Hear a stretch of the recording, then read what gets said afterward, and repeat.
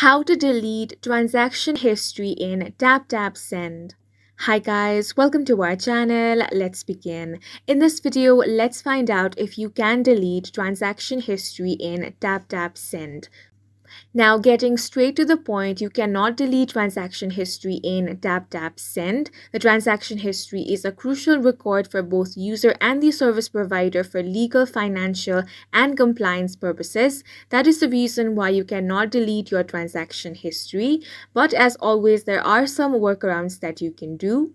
So instead of deleting your transaction history, you can instead hide the notification. If you don't want notification of your transaction to appear on your device, you can manage notification settings within the app or the device itself. For this, you can simply tap and hold, then tap on this I button to open up app info.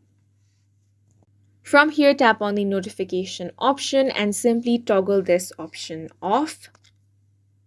Now, next thing you can do is if you have specific concerns about your transaction history, you can reach out to Taptap Send's customer support to discuss what can be done. Then, according to your issue, they will help you with your problem.